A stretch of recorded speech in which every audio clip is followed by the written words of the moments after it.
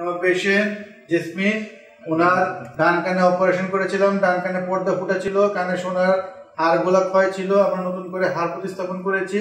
এখন অপারেশনের পরে কানের আমরা ভিডিও দেখবো যে কানের ভিতরে কন্ডিশন কি কেমন আছে। আপনারা ক্যামেরাতে দেখতে পারবেন, কম্পিউটার দেখতে পারবেন।